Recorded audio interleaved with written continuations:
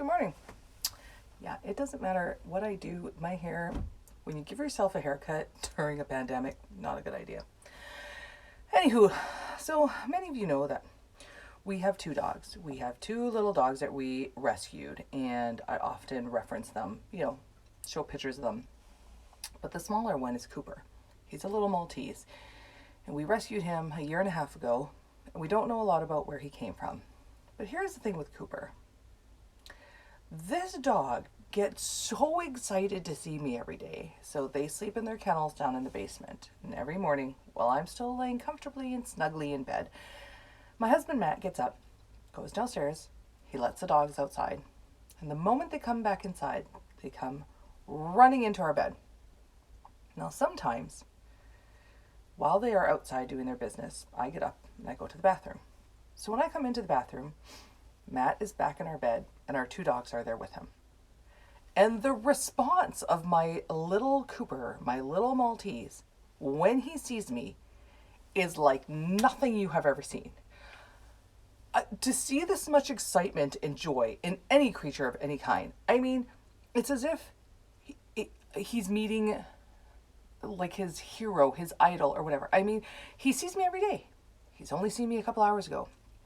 And yet to see this dog, all of a sudden when he sees me, he's like, Mom, oh my gosh, it's my mom.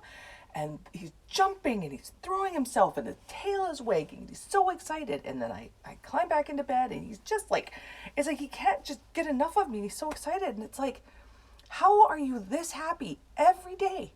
Every day that he sees me, he is so excited and happy and just goes crazy. And it's almost comical because I'm like, really?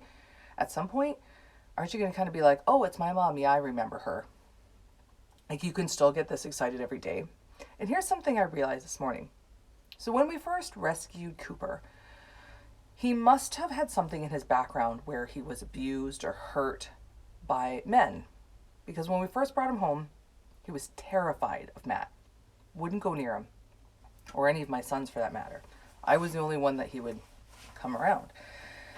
And for the first 6 months, Matt was really upset because he never did anything to Cooper. He was always really kind to him, gave him treats, spoke lovingly to him, took care of him, took him outside. And yet Cooper was afraid of him because of stuff that had happened in his past.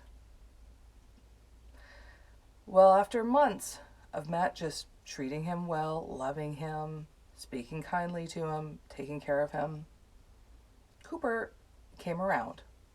And I thought of it this morning because as I was coming out of the bathroom and I look over to the bed and I see Matt sitting there in bed and Cooper is going right up to Matt and he's like, love me, love me, love me, and pet me, pet me. And he's like pawing at him. He's like, Dad, Dad. And I looked at him and I said, interesting, because when we first got this dog, he was scared of you and he didn't like you and he didn't want to come near you. And look at the relationship now.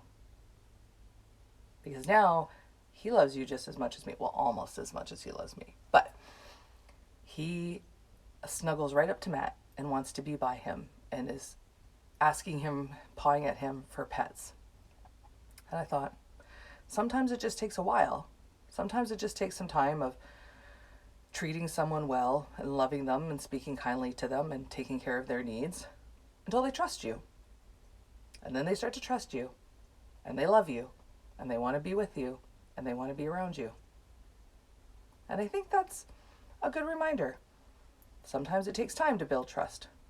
But just like Cooper, people come around and they'll see. And before you know it, there's going to be a great big love for you. Worry less, giggle more.